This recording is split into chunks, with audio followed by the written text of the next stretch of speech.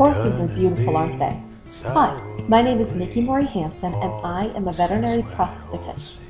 That means I make prosthetic legs for all sorts of animals. Toby, Bob, and Padme are just a few examples. I have a certificate in prosthetics from Northwestern University's Prosthetics and Orthotics Center in Chicago, Illinois, and am currently working on my PhD in veterinary science at Louisiana State University. Veterinary prosthetics is a field that has been close to my heart since I was a child. My horse came up lame, and although he survived a risky surgery, I couldn't help but wonder, even as a child, why a horse couldn't have a prosthetic limb. Statistics from the racing industry state that 60 to 70% of horses euthanized are euthanized due to disease and trauma of the lower limb, for which there is no satisfactory treatment. These cases include, among others, degenerative joint disease that don't respond to available treatment options, laminitis and trauma like lacerations, ruptured ligaments, and broken bones, and that's not counting all the other horses outside the racing industry.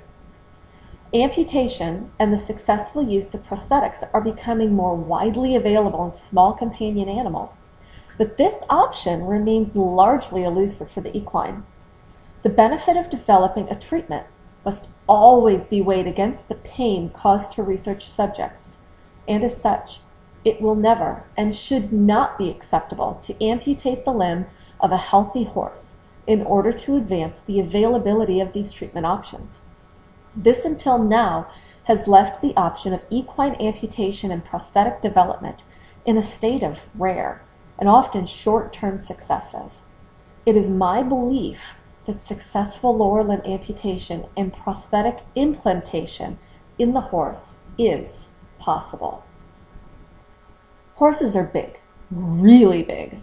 So big, in fact, that if they aren't able to put weight on all four legs all of the time, their other legs will begin to get laminitis, a painful swelling of the hoof. Let's take a 1,000-pound horse, for example. This horse's weight is distributed with 60% of its weight carried in its front legs and 40% in its back. That leaves 30% for each front leg and 20% for each back leg. Now let's take a look at a typical human male that weighs approximately 200 pounds. That weight is distributed evenly, 50-50, over each leg. This average man carries 100 pounds on each leg. An average horse carries 300 pounds on each front leg and 200 pounds on each back leg. That's a lot more weight than a person. Now take a human amputee's prosthetic problems and amplify them 100 or 200 times. You get much greater problems. And that's what we get in the horse. Also, did you know that a horse doesn't have any muscles below what we perceive as their knees on their legs? They don't.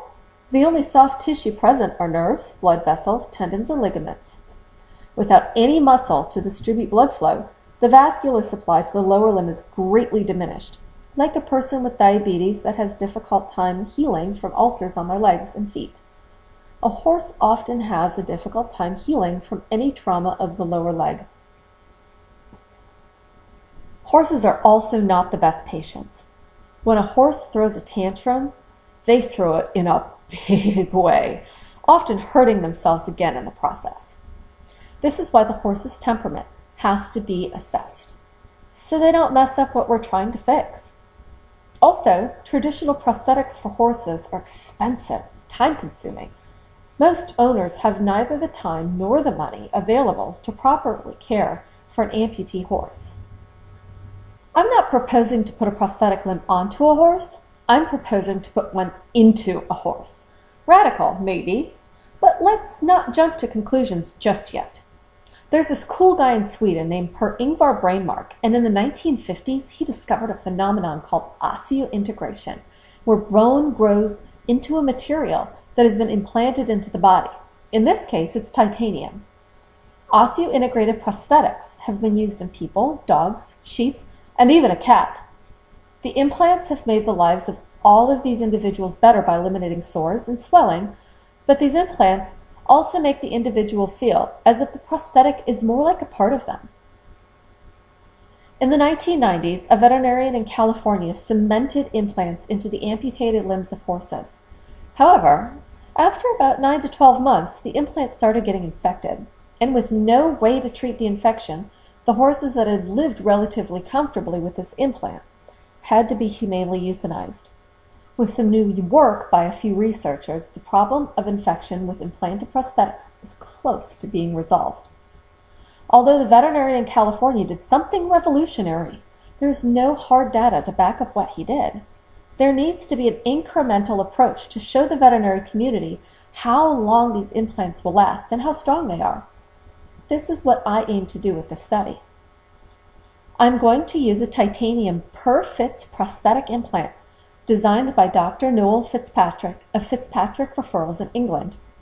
Dr. Fitzpatrick's per-fits implant is special because it uses different surface roughnesses and coatings to help the bone grow into it or to ward off infection. The per-fits implant is distinctive because it encourages and allows skin to grow into it as well.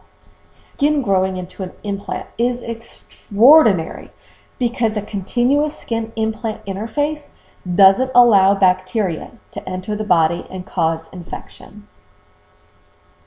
I will be testing to see how strong the implant is in the bone. I will implant the per-fits implant into the bone in a horse's front leg located below the knee and above the foot.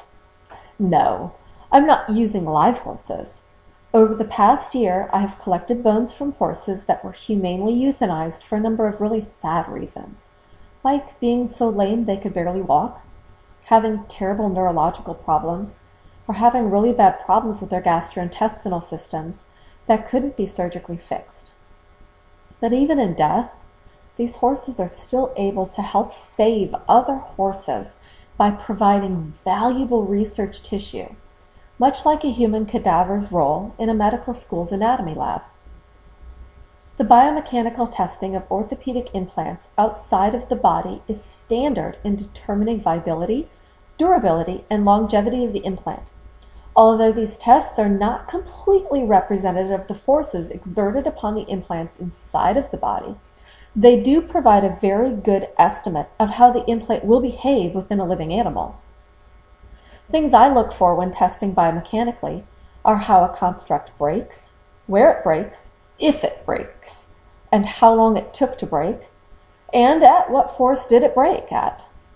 I believe that implanted prosthetics for horses are mechanically sound and possible, and I will conduct strategic studies to test this hypothesis and to determine the feasibility of lower limb implanted prosthetics in horses as it relates to what I have determined to be problems inhibiting the advancement of this much needed technology. I'm conducting this research to realize a dream of saving horses with new and innovative technology that will translate across a spectrum of research fields. This project will be the first in a series of studies that will bring the equine industry one step closer to a novel, new, and innovative technology that will save lives. We will have cake and all the pretty little horses. Dun and Bay, sorrow and gray, a paw with 6 white horses. Dun